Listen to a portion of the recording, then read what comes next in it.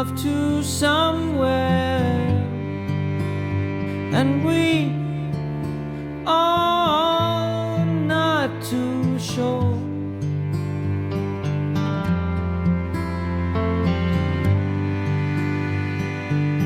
Where that somewhere is.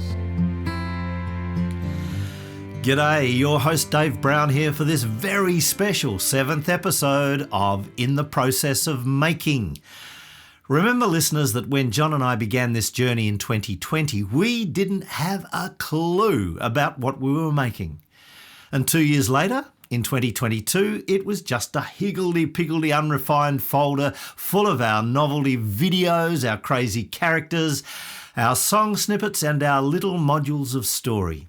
I was thinking, this crazy collection of stuff that we've spent many hundreds of hours accumulating just for the fun of it isn't going to generate any interest from anyone unless there's a way of putting it all together into some narrative form or other that gives it a context that an audience can invest in. I mean, what would that be? Would it be a cabaret show? Was it a series of videos? Maybe a song cycle? A concept album? Was it a TikTok or Instagram series? Who was our audience? I wanted to do something with this material that could be realised without funding, or with minimal funding at least, in a way that is feasible for two people to achieve. I wanted it to be artful, something we'd be proud to put our names to. Already I'd said to John, look mate, the videos are fun to make but way too time consuming, and there's so much of that kind of stuff already out there, we just can't compete. And I was not interested in the TikTok, Instagram, social media format of presentation where everything is bite-sized and superficial and a million hits is a meaningless measure of engagement in a look at me, glance and swipe mishmash of mayhem and memes. No, not for me, not that. Not at all. I have no interest. So, what to do? In the Process of Making, Episode 7, Transforming Random Ideas into Coherent Content. This idea of a podcast just crept up on me. I was thinking, what about a really good long-form podcast? Something deeply considered, distinctive, not half-baked, a one-of-a-kind. Yes, the capacity to stream audio from any device into the ears of busy listeners as they do other things in their busy lives, like exercising or travelling or cooking meals or washing dishes or mowing lawns, that opportunity was exciting to me. A podcast, a good one, is a beautiful thing. Chapters of life in voices so clear, in each moment new worlds to endear. I love you, my podcast, so near and so dear. I love you, my podcast, a joy in my ear. I love you, my podcast, you brighten my day. I love you, my podcast, what more can I say? I love you, my podcast, what more can I say? Warning, warning, the following announcement may cause existential stress and shock. Not really.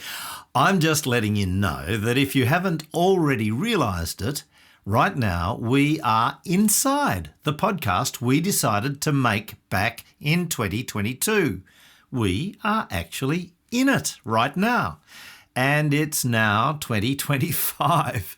Yes, it's taken us 3 years to work out how to bring our chaotic circus of clowns into a podcast arena that might be of interest to someone other than ourselves.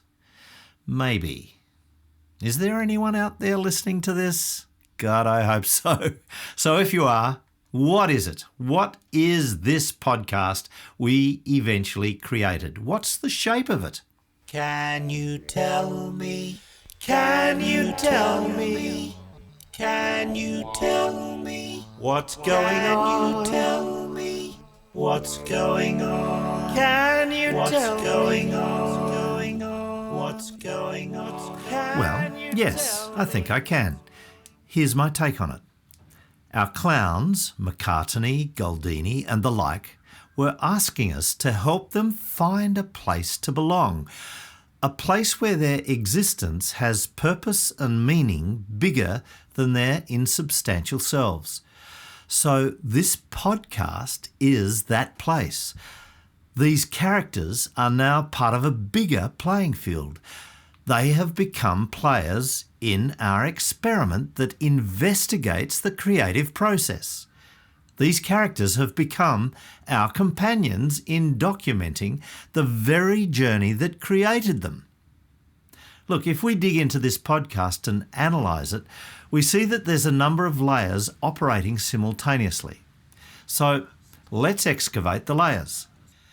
First, there's the documentary layer, the story of how all this came to be. Then there's the fictional story world layer with our ensemble of clowns, Paul McCartney and his missing friend, Violet Greenslade, Special Agent 7 and the Tinsel Man, Operatic Diva, Antonio Goldini and his lucky charm, Pierre Depardieu and his tinfoil art, Gordon Oliver and his Seventological chefery, Neville Herbert with his garage philosophising, and Samuel Sebastian Sevenwell as our incumbent AI personality, each of these characters and their story snippets emerging from our whimsical play, each now seeking connections with one another.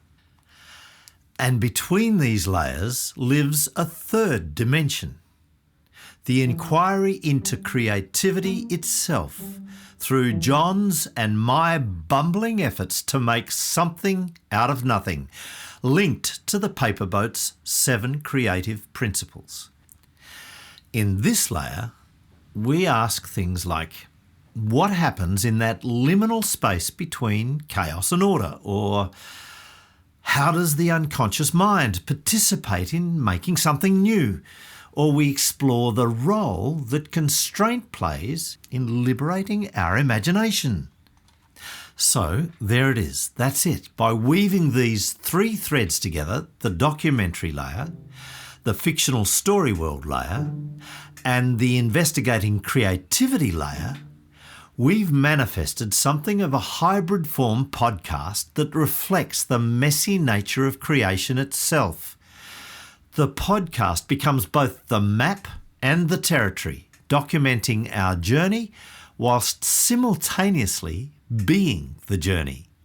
And of course, our animating idea, Explore 7, means that the number 7, with all its mystical intonations, is forever winding its way through everything.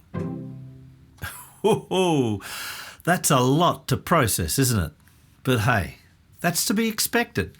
We've come a long way. Episode number 7, at the midpoint of our journey. Our podcast in place, but with much, much more of the story to tell. We're on a path to somewhere, and we are halfway there. We are halfway there to where that somewhere is, where that somewhere is. So let's go back to that moment in time when Jon and I first made the decision to create a podcast, back to early 2022. Exploring the territory. Both Jon and I are big podcast listeners. Back in 2022, the question we had to face was, could we, Jon and I, never having created a podcast, make something genuinely original. I mean, there's so much podcast rubbish out there. We didn't want to add to that. We wanted to make something that we would be proud to put our names to. Could we do that?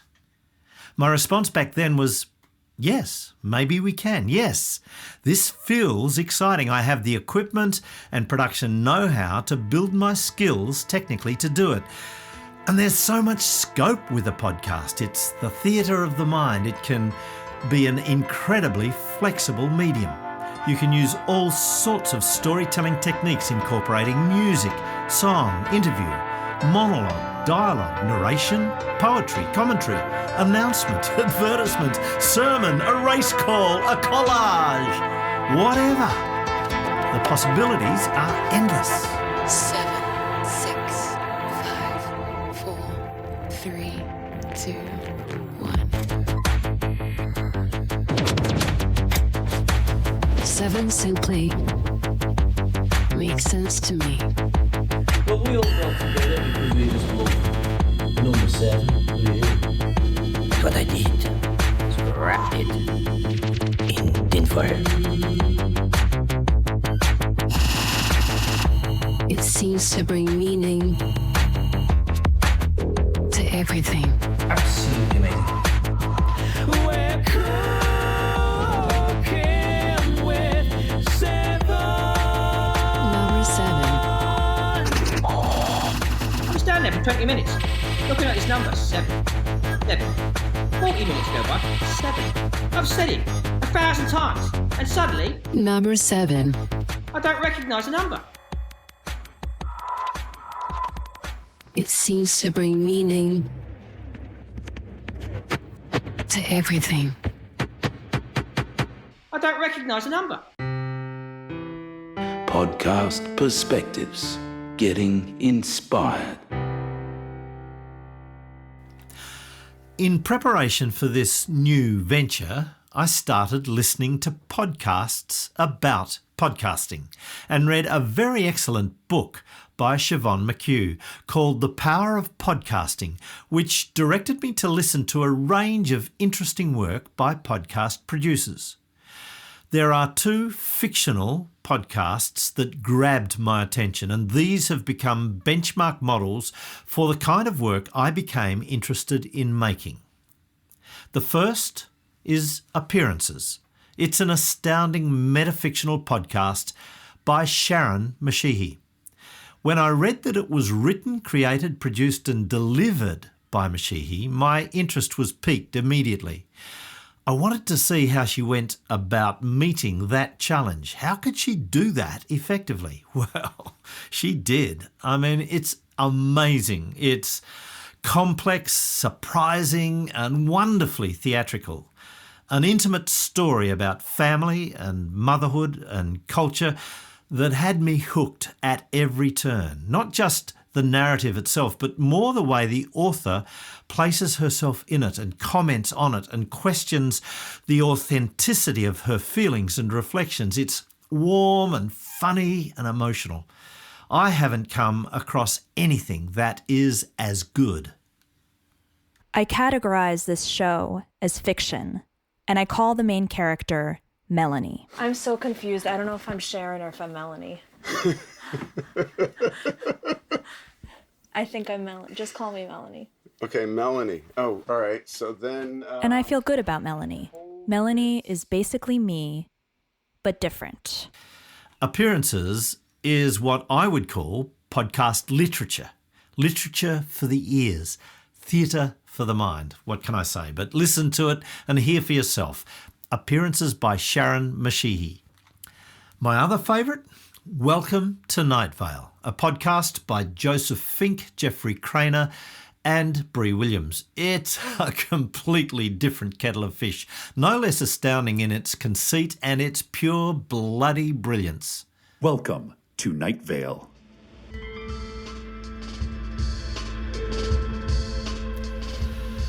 Welcome to Night Vale is presented as a community radio station, and it's set in the fictional desert town of Night Vale, where bizarre paranormal events are commonplace.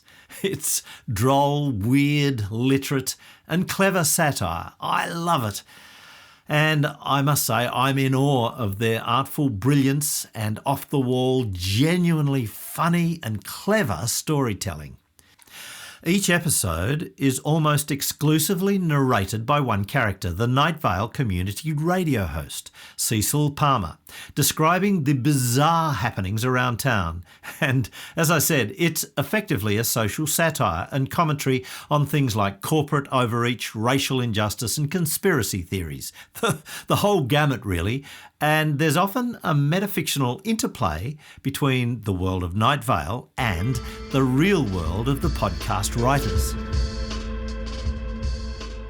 So, like appearances, it relies on one main performer, a small, close-knit team of artists, and some very clever and wildly imaginative writing and audio production. The other thing that I find particularly inspiring is the way the creators have extended the realm of Night Vale way beyond the confines of a podcast. For example, the creative team do live performance tours. They've released several novels set in the Night Vale metaverse. They've created a number of albums of Night Vale music. There's a comic book series of Night Vale stories. There's actually a podcast which analyses episodes from the Night Vale series. And of course, there's a massive range of merchandise. All these extensions of the Night Vale phenomenon allow fans to further immerse themselves in this wildly weird, psychotic world. So what can the Sevenwell project learn from this? Well, lots, I think. We'll see how we go.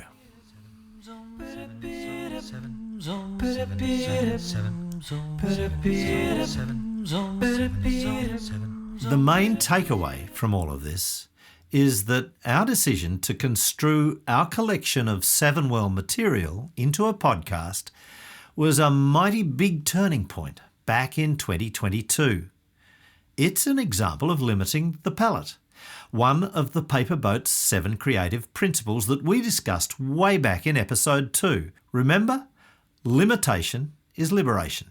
And yes, it has been a very liberating decision. I love you, my podcast. What more can I say? It was the 2 benchmark podcasts that I've discussed that encouraged me to pursue my love of metafiction in our Sevenwell project. The idea of breaking the fourth wall, in a sense, between the story and those constructing it, between Jon and I and our characters. So the very first podcast segment I attempted to write back in 2022 drew on the true history of how Jon and my relationship came to be. And to take it into the realms of metafiction, we overlaid our history with a fictional sub-story that notionally explained our mutual connection to the number 7. So here it is, the backstory of Jon and Dave, my first attempt at a podcast segment. The Vaudeville Circus of Life. Have your tickets reserved. Spin the wheel and win a lifelong deal in the circus of the absurd. Wow, that brings back memories. That little segment of a song was from a show entitled Joey Ackhurst in the Vaudeville Circus of Life. It was a music theatre production I wrote and produced with composer Karen Bailey when I was in my 30s. At that time, I was founder and artistic director of Jumbuck Youth Music Theatre, a company creating original music theatre works performed by elite young actors, vocalists and musicians across South Australia. Back then, John Bode was a 14-year-old kid, and he was cast in this show as a clown, which is very fitting. When he auditioned, I wasn't even aware that he was a singer, and neither was he really. He won the role because he was acrobatic and funny. I remember a particular Sunday rehearsal.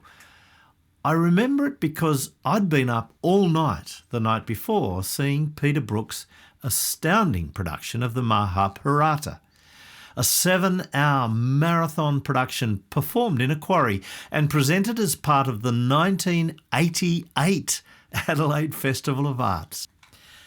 That performance is etched in my memory. It was incredible. But also etched in my memory is the rehearsal that took place the next day, the rehearsal of Joey Ackhurst. I turn up to rehearsal at 11 a.m. Sunday morning and I'm totally spent. I'm stuffed. And I get everyone, it's a cast of 20 or so very talented adolescents, I get them in a circle for a warm-up. And Jon is standing next to me, this 14-year-old kid I hardly know. And we start the vocal warm-up. And I hear this voice alongside me and it's soaring an octave above the rest of us and it sounds extraordinary. And I stop. Everyone stops. And I say to him, "Wow, man, you have a great voice." And he says, "Have I?" And I say, "Yes, you have. Look, I'm no singing teacher, but that sounds incredible to me." And he laughs, puffs out his chest and shakes his head from side to side in this sort of cocky kind of way and says something funny, I can't remember what. But he was pretty chuffed, I think. And that's how Jon Bode and his singing voice came to my attention. So down the track, Jon gets a role in my next production called Silly Stupid Nonsense, a Monty Python-esque show. And he's the comic lead. He's a natural pick because he is funny and clever, a natural, a bit out there. Actually, a lot out there. He's good. So this kid with a tenor voice and a comic intuition, he ends up going to WAPA, the Western Australian Academy for the Performing Arts, and he trains in music theatre and he develops a love of opera. And I don't see him again for a few years until I move into my role as artistic director of Patch Theatre in the 1990s. By now, Jon has finished at WAPA and he's living in Melbourne, so I chase him up to see if he's interested in auditioning for a role in a show called The Birds of the Moon, the very first production I directed at Patch Theatre, and yes, he gets the gig. So, over the next few years, he does 4 productions as a professional performer with Patch Theatre Company. But he's needing to come over from Melbourne to do them, and some of them are shows that are on the national touring circuit with seasons of 4 to 7 weeks. By now, he's married to Beck, who's also an opera singer, and they're having their first child. And it's not really suitable for him to be away from home. And so I don't see him again for a big chunk of time. We have a very occasional chat on the phone to keep vaguely in touch, but that's about it. And then way later, after 20 years at Patch, I finish up there as artistic director and I start the Paper Boats. I was about 3 to 4 years into that journey. It was early 2020 when Jon and I have one of our rare catch-up chats on the phone. And we realise for the first time this pretty amazing synchronicity that we share in relation to our birthdays.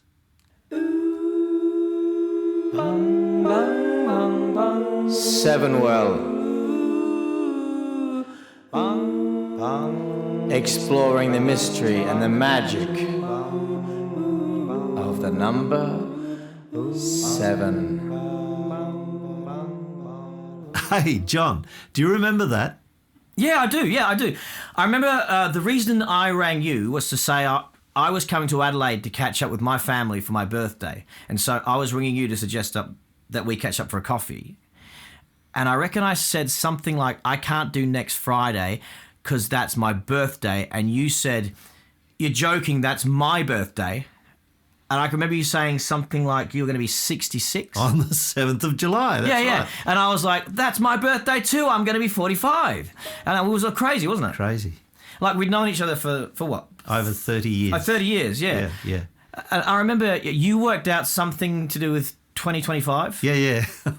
I worked out that on the 7th of July, 7th of the 7th, 2025, you'd be turning 49, that's 7 lots of 7, and I would be the big 70, 77 decades on the same day in 2025. And of course, 2 plus 5 equals 7, yeah.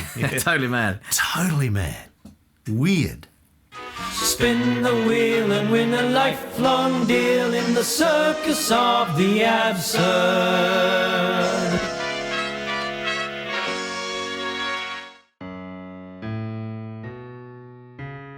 The weave of fact and fiction.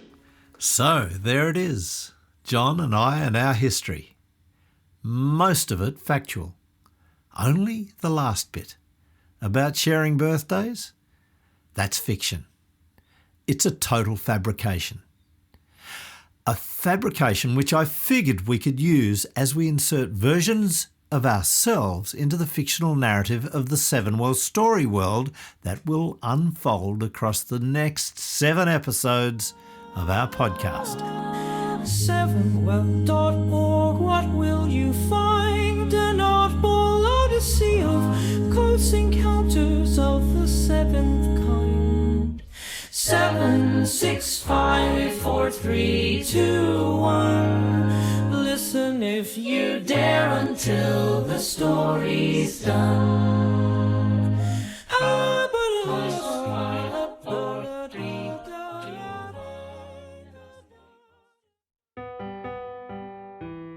7 done, 7 to come. We're 7 episodes in, and we've got 7 more to come.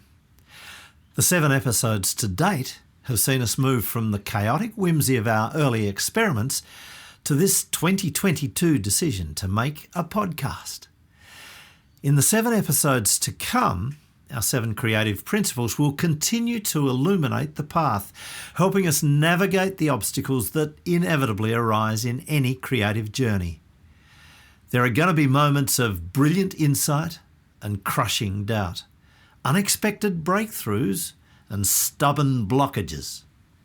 You'll witness our twists and turns in the maze of mirrors we'll make for ourselves, the rabbit holes we'll tumble down, and the impossible flights of fancy that will take us to wonderlands that we never could have anticipated.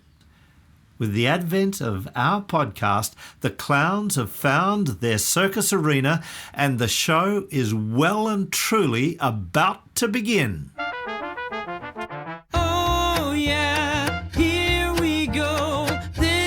Show we're in. Oh yeah, here we go. The show is about to begin. So ring the bell for 7 well as we celebrate this thing, this wild and oddball odyssey in the process of our making. This is Dave Brown, floating somewhere between fact and fiction, between process and product, between where we've been and where we're going.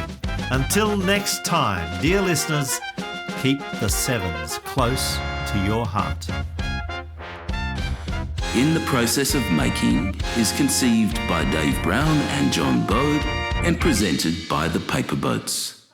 Please subscribe to our podcast and recommend it to your friends, lovers and others, and go to our 7well.org website to find out more. Episodes are released on the 7th day of each month on all your favourite podcast platforms. And be watching out for 7well snippets, bits and pieces of 7thological sunshine released randomly each month on socials and available also from the website.